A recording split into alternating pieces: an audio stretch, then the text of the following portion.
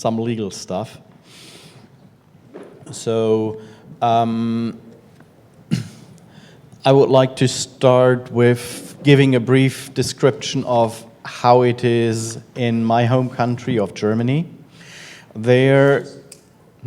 Sorry, we should introduce ourselves. Oh yeah, right. We should introduce. I'm sorry. My name is Martin Stricker. I'm from Germany. I'm a science fiction fan since I saw my first episode of Star Trek Classic at age 4. So for quite a while now. My day job is working in clinical research, and on the fan side of things, I've been active in the German Science Fiction Club, and I'm on the awarding committee of the German Science Fiction Award. We each have one.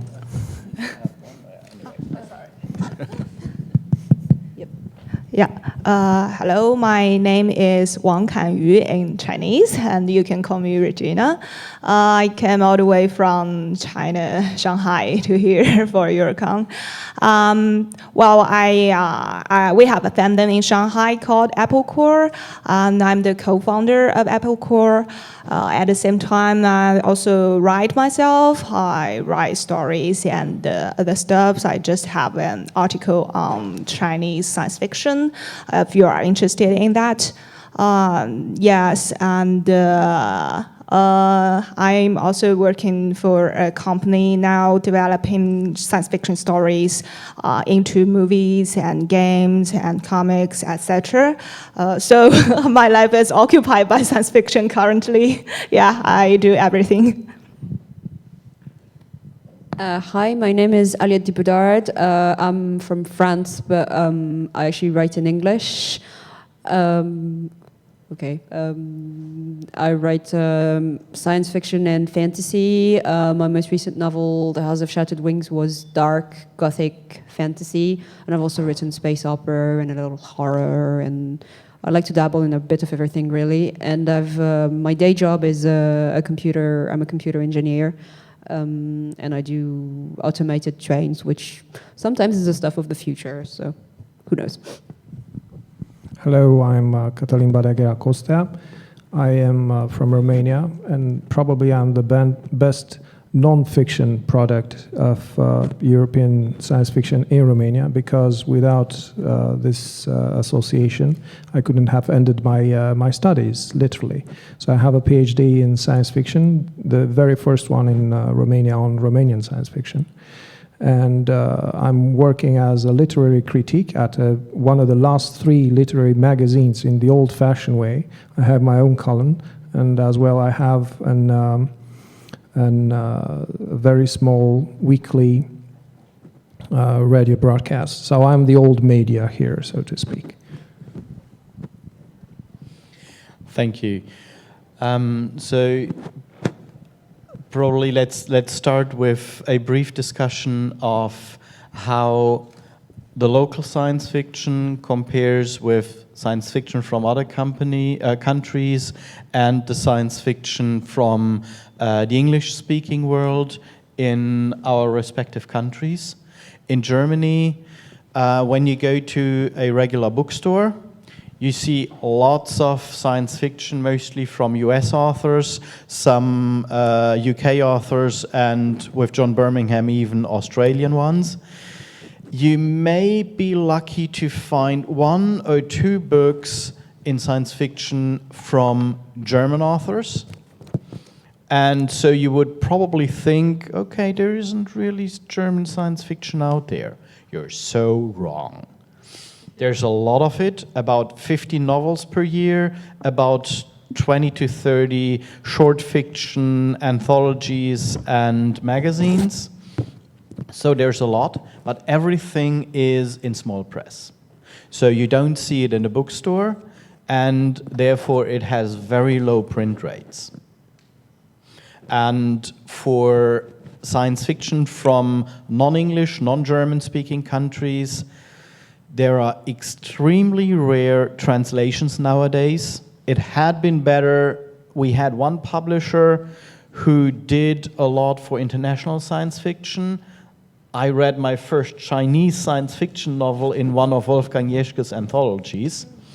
But unfortunately, well, the publisher still exists, but the old owner died, and the new owners are only interested in money.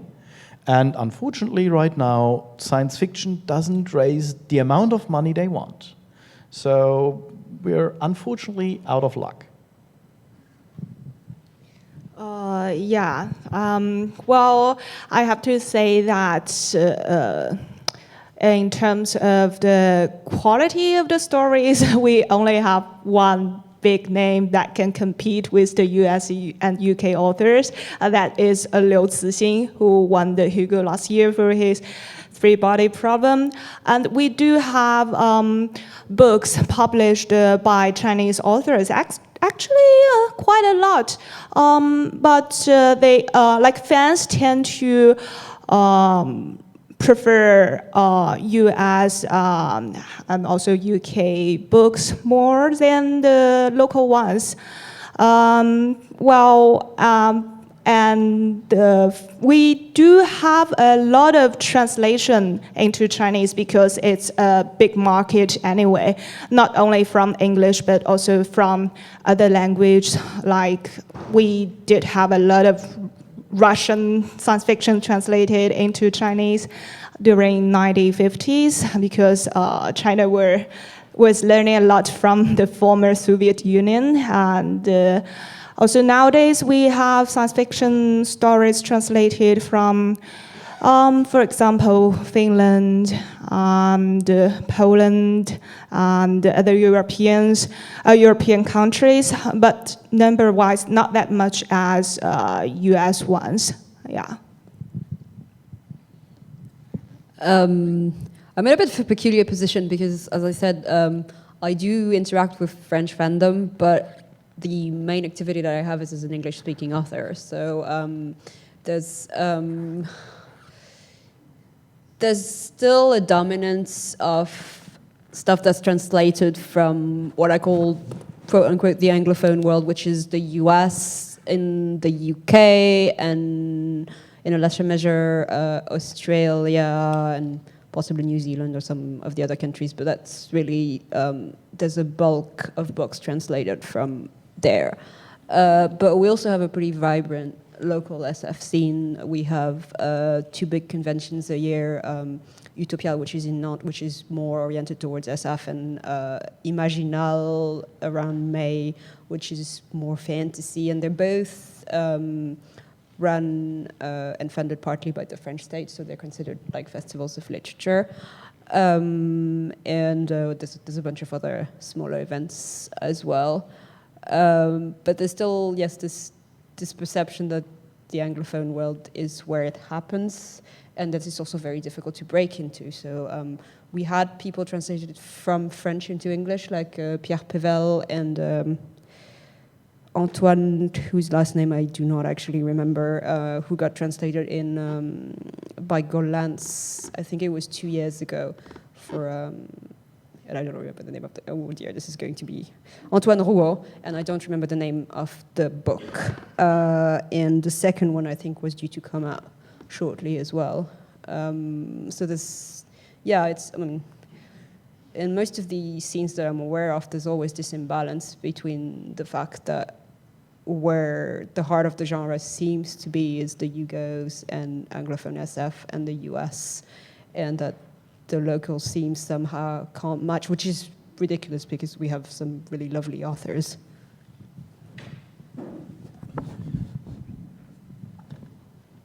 Right. I was astounded to hear the numbers from Germany, because they are very similar with the numbers from Romania. In Romania, we have an original Romanian book printed every week. That will be the statistics. But the production is concentrated, so to speak, on the 2 major book fairs over the year, the one for the summer, the one for the winter. The proportion of fiction and non-fiction would be like 1 non-fiction every 5 books of fiction, which is, I would say, a sign that we read more. And definitely if we add the numbers of translations, And maybe you would be happy that the French and the German authors, I mean those from the 70s, 60s, and 80s, are still very popular in Romania. And we can reach, I would say, a production of separate titles of like 500 per year. So out of these 500, only 10% would be Romanian original books. Where is this taking us? Well, though we have these problems, as you already mentioned, I would say that these problems are bringing, with new technology and with the new generations of reader, great opportunities. We need to improve the communication. As I said in my presentation, I'm the old media, and I have to say that sometimes a blogger or a very persistent Facebook person can influence more the reading rate of a book in Romania. Probably because we still are talking especially about those very specialized books. We're speaking about tens, hundreds, maybe 2,000 max of copies sold. Combining what Romanians are doing for outside Romania, first in Europe and then into the world, I would say that we have also great signs, and all three of you already known about the author I'm going to use as an example, Marian Coman, who is this evening with us, with his publishers at the back. We are on a campaign to show Marian and his novel Kaigen to the world. This is only one example, but even in terms of self-publishing or having the debut, Romanian language debut simultaneously with an English language debut, we have, especially from the writers of the generations 20, 30 years old, we have like 4 or 5 other names who are publishing either on small printing houses, or they are self-publishing, or they are just regulars, so to speak, of various fanzines around the world. And I'll give the most exotic example. This is a writer from the 80th generation, Ovidiu Bufnilă. Last week he was just published in a fanzine, an electronic fanzine, of course, in Australia. So it depends how you see the glass, if it is half empty or half full. I think we are at a turning point. Yeah, thank you. I think one of the obstacles for not just European science fiction, but science fiction written in any other language than English, and maybe Spanish, is that translation is a market barrier. Because if your work is available in English, it can be understood by so much more people than in any other language, with the possible exception of Spanish and maybe Chinese, because there are so many Chinese out there. But there's a lack of, I mean, if we're talking novels, and to a lesser extent short fiction, there's a lack of infrastructure for translation into English-speaking countries, because what happens in France or in like other countries, I assume would be the same, is when you buy a book, you factor in the cost of the translation. What English language people see is, ooh, this translation is going to cost me extra, therefore why would I buy this book? So it's a very different mindset. And I know that Tor published Thomas Oldehoevelt, who comes from the Netherlands, and Thomas actually commissioned, I can't remember if it was the translation or part of the translation as a way to interest the publisher. And that's a big out-of-pocket cost we're talking about. Like, you know, Thomas was happy to do it, but if you don't happen to have a lot of extra money lying around, you can't really say, hey, look, here's my book, will you read it? Whereas what happens with, like, say, a French publishing house, they'll have somebody who reads in English and who keeps an eye on, like, stuff that wins awards, and to a lesser extent as well in other countries, a little hazier on how that works, but you can keep up with what's happening, and like they mostly can't in the US or in the UK, so it's a very different ball game. And then there's always the question of, yes, where is the money coming from? Like, okay, we could pay the author less maybe, and who's going to pay the translator and on what terms as well, because I was talking about it with Ken Liu, who translated Liu 16 in English, and he was saying that there's a tendency for them to want to pay this as work for hire, which means that you're no longer the author of the translation if you're the translator, which is something that, well, okay, I think it's actually against EU law, so it wouldn't fly very well. And whereas here it seems natural for us that the translator is the author of the translation and they get compensated for it. In the US, they're kind of sorting out what the model should be. I think they're at the stage where they're asking questions, okay, how do we pay our translators exactly? And do we really have to pay them this much? And so on and so on. I mean, it's a sign that things are moving, but it's also a stage where they're still catching up with what's already existing and already quite natural to other people. Well, if you allow me another Romanian example, actually two examples, one very bad and one probably good. The very bad example is that Romania has the lowest in Europe, I know for sure that because I am one of them, one of the translators, the lowest rate for the payment for translators. So keep the translators poor and you'll have them, your subjects, put it this way. And our publishers, the large majority of them are doing this. The good example is, according to the European system of grants, and also according with the new cultural policies, you have to go to the state authorities. This cannot be done only by privateers anymore. There will be translation grants. And I think for coherent professional projects, this would be the way. Give a fair price to the translator, have a good contract in between the parties, and go forward with what you have best.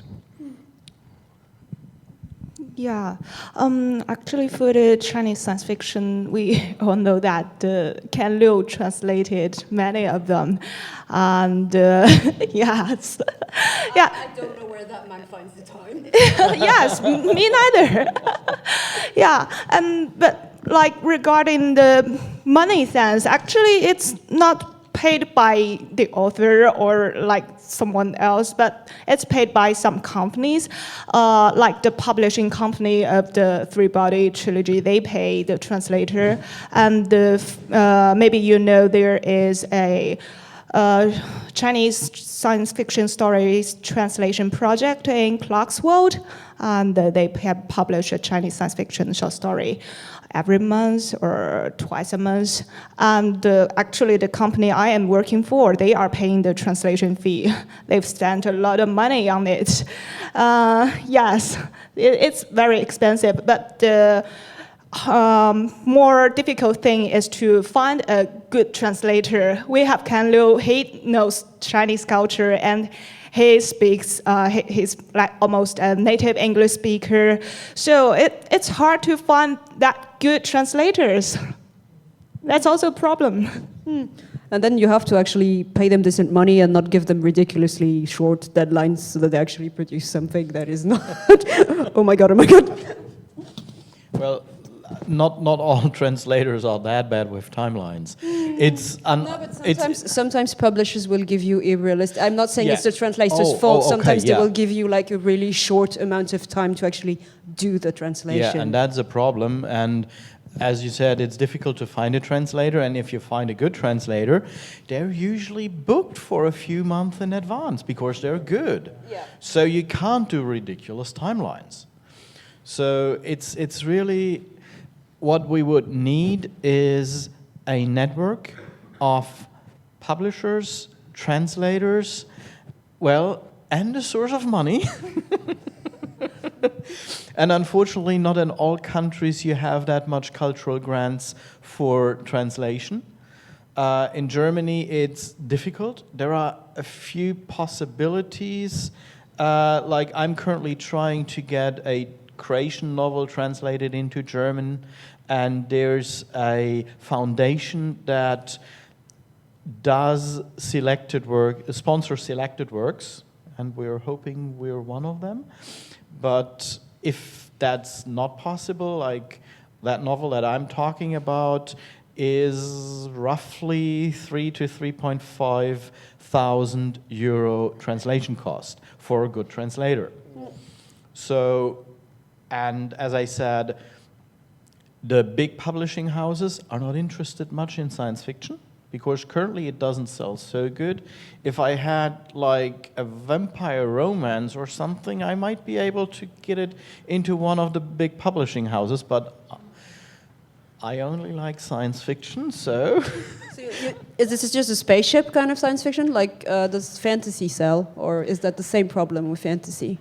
Fantasy sells better than science fiction, but from my perspective of the market, it's currently a bit declining.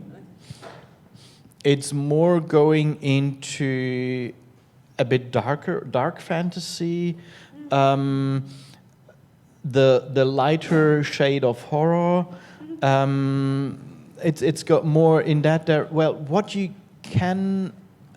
seems to have a good market in science fiction are these, well, how do they call it, all age, which means young adults, dystopias. So that seems to sell quite nicely as well. So it's a touch on the dark side. And if you have something that doesn't fit these categories, it's very difficult to get it into the major publishing houses. And that means you have to somehow get the money, because in the small press you have print runs 100, 200. There are a few who sell more than 500, but it's really very few. So if you have, even if it's only 3,000, if you sell 100 copies, you have €30 translation cost per copy. Yeah. You're not gonna sell a book for €50. So without getting a grant, it's not gonna happen. Or the author's willing to translate themselves, but then... Yes, well, it doesn't always work, because No. the best translators are native speakers of the language you want to translate into. I know the author, it's Alexander Zhilyak. He's the guest of honor of the next Eurocon. That's why I'm trying to get his novel translated.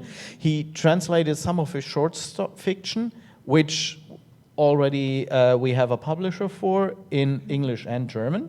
So that will be there. But the novel, because it's so expensive, and he really plays with the language there. And I asked him, and he says he's not good enough in English to do it. And so we need a professional translator. And well, if we get the grant, great. Otherwise, it's not going to happen. Yeah, the examples I gave were from like Chinese to English. In that sense, it's hard to find translators, but like from English to Chinese, it's very easy to find translators and not cost that much. But the problem is that if a Chinese publisher want to publish a certain book, that book has to be kind of famous in the English world. So, like for books written in other languages, they have to be translated into English first, or that won't get into the sites of the Chinese publishers. Well, if you allow me to move the discussion a bit further, the idea Martin several minutes ago in terms of the author already starting to translate himself. There are authors, Romanian authors, who are better in English. Those youngsters who started working abroad like 16, 18 years old, and now they are in their 30s. And I have another example, Șerban Andrei Mazilu. He has a debut in the US with a dark fantasy novel, Crooks. It was actually a trilogy.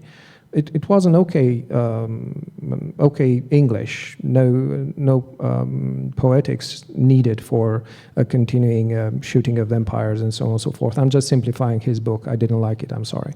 But his debut, his literary debut in his mother tongue was worse than his first book in English. It's the only case I know, and I don't know if you have similar in your in the German literature. But I think this is another sign of the time, of the acculturation the younger generations are subjects of. So I think in 5, maybe 10 years' time, we will have definitely people from your country, from my country, maybe China, who will shoot directly to write in English. Well, there's Lina Likitalome, I think, who sold her, I think it was duology or trilogy of epic fantasy to Tor. Yes. And she's Finnish, and I think Finnish is her mother tongue, but I could be wrong. There's like a bunch of people who started writing directly in English, or writing in English and then translating themselves. I think Karin Tidbeck does that. She writes in English and then she does the translation in Swedish, sorry, and then she does the translation separately. So you're seeing more and more of that happening, but I don't know if it's a phenomenon or if we're just more aware of them. Like they're getting published in major markets maybe before they were in small presses, or... Well, I have examples of people who are following separate careers, so to speak, with different sales on Amazon. The name is Jona Vashan.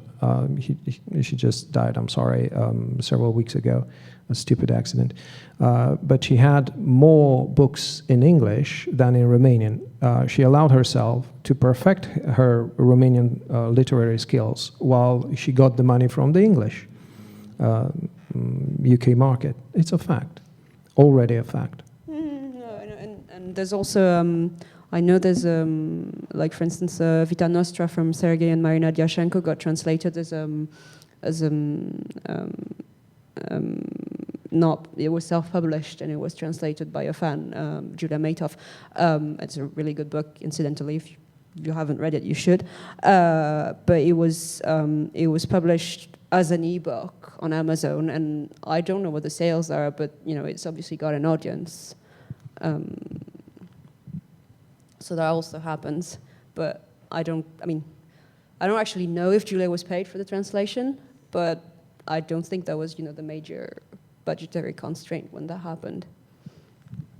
So with these examples, are we doing bad or are we doing well with national languages, literatures then? I think we have the language barrier. We have some mostly younger people who just jump over the barrier because they speak English well enough to write directly in it. But I can only speak for Germany. I know there are some people who write fiction, especially short fiction, directly in English, but most write in German.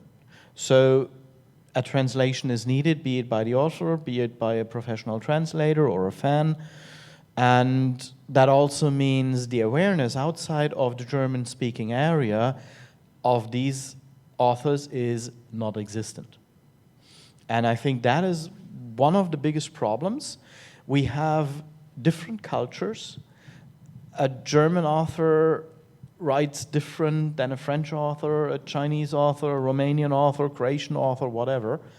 And ideally, a translation helps. Sometimes you may need to use footnotes for the other culture to understand certain things, but it can also help bring the culture across. And that's why I like to read foreign literature, because it tells me something about the other country.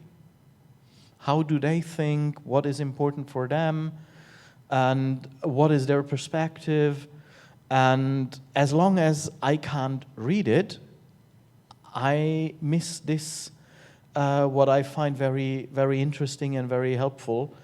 And so, well, I only speak German and English, and I don't really think I'm gonna learn another language, to be honest. So I'm dependent on translations. And so I have been thinking, mostly for myself so far, on how we can make it happen. Can we have some kind of network where we help each other out? We know the biggest problem is the money, so can we find a way around it? Let me give you someone's email. Okay. Like a friend of mine started a group for that, to sort of brainstorm ideas on how to fund translations. I kind of haven't been following at all if anything's been happening, and she lost her husband, lost her sister, and so things got a little bad, but I know she was looking to get it restarted, so. We're interested too, because I'll give you another Romanian example. So apparently I'm good with examples tonight. For the Eurocon Zagreb, the Romanian Society for Science Fiction, we went there with a printed book, which was an anthology of Croatian science fiction, but translated, it was printed in Croatian, English, and Romanian, and it was a Romanian effort to do that, like a gesture towards our hosts at Zagreb. The second example is an electronic example, and we should use that. It's, again, the Romanian Society science fiction and fantasy concept, and they put it on the web, and they actually won an Eurocon award last year with a portal, Europe CFE. Europe Science Fiction.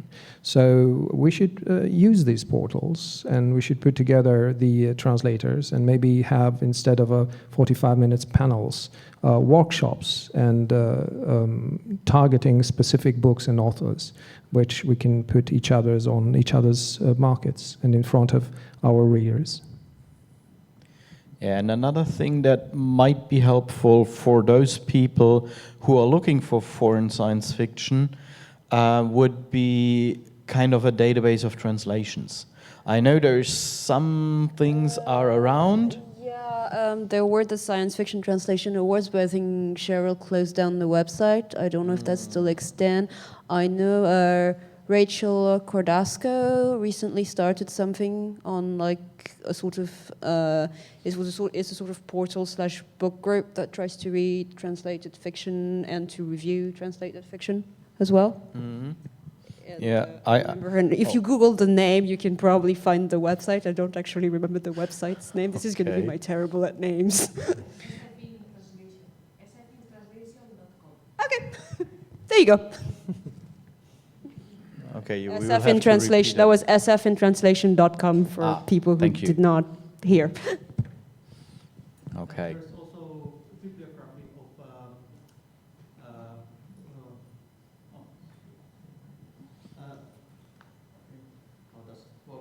does this work?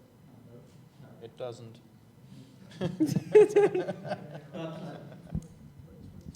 Okay, not streaming. But there is a bibliography of science fiction. It's a book of non-English languages that has been translated into English, Finnish, and Swedish. Finnish guy called Jari Koponen compiled this rather huge book a couple of years ago. Yeah, I've got a copy of that. Yes. But yes, there is that kind of, but it should be in internet because this not very common book. It's sold in, I don't know where it is sold at most. You can bought it from internet, I think. But if someone is interested, I can give details. I mean, usually in the WorldCon 75 table there during this weekend. You have the Apex book of World SF. There's been 4 volumes, and like some of them are people who write directly in English from other countries who don't speak necessarily have English as their first language, or who are like from countries like Singapore where English is a language, but they don't actually get very much screen time in the Anglophone world. And you also have straight translations in these. So there's 4 volumes so far, and volume 4 came out a couple of weeks ago, a couple of months ago.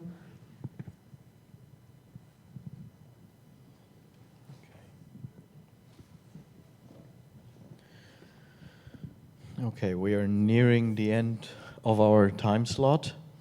So, any closing remarks? Anyone?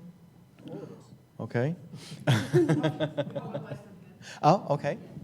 Oh, sorry. Sorry about that.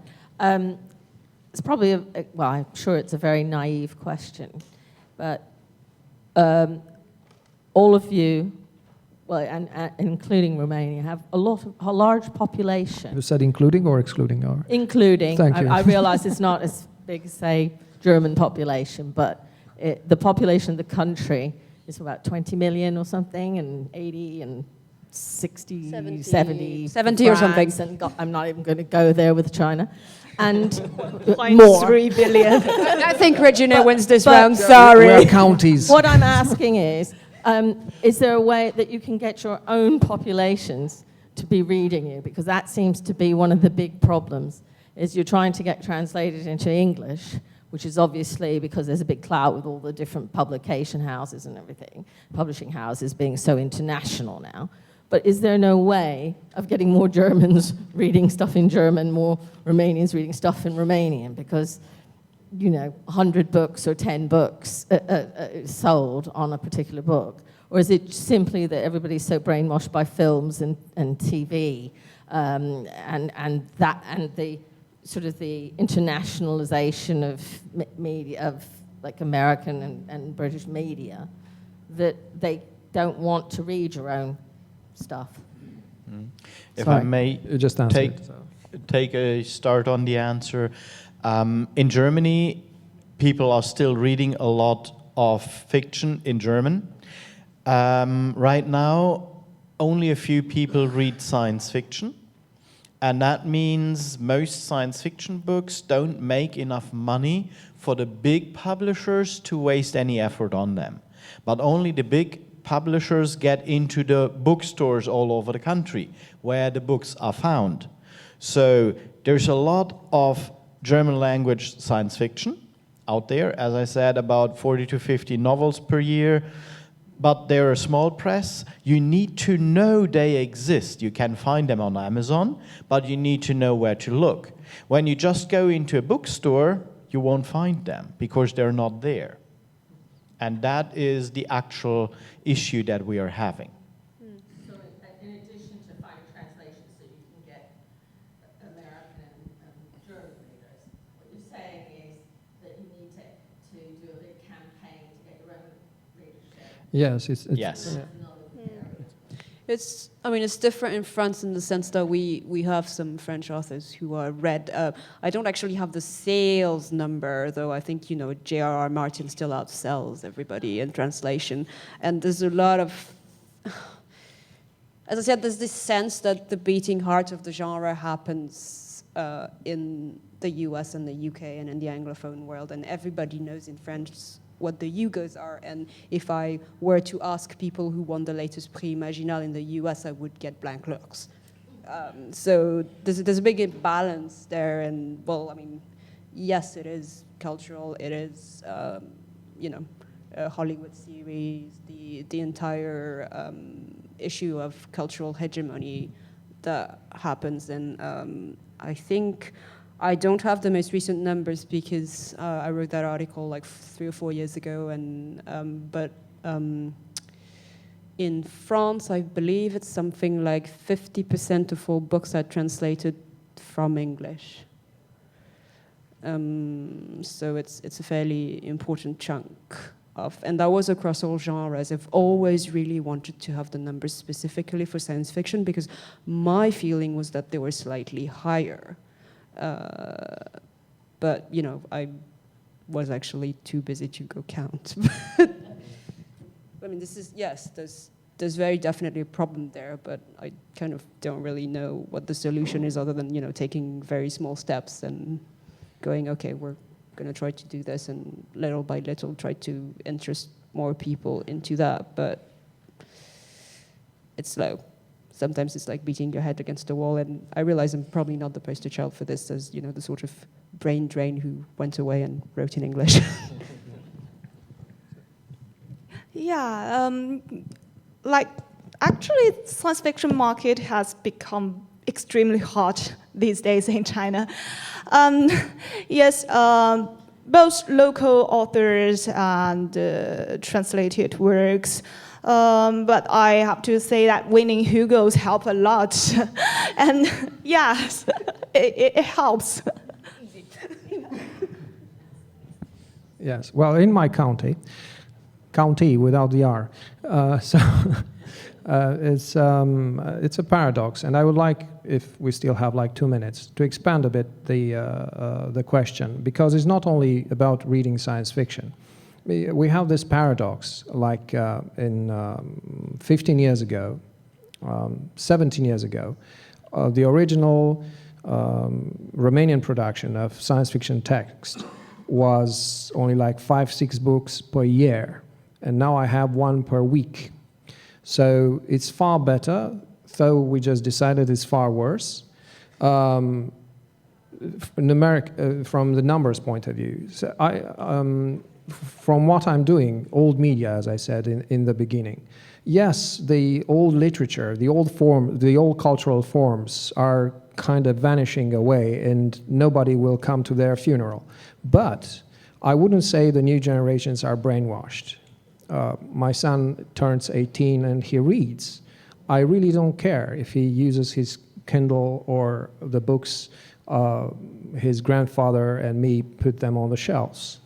So we'll wait and see. As I said, I'm an optimist. I prefer to see the half full part of the glass.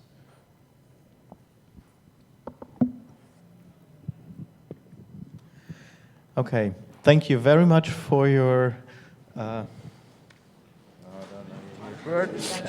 attention. Thank you.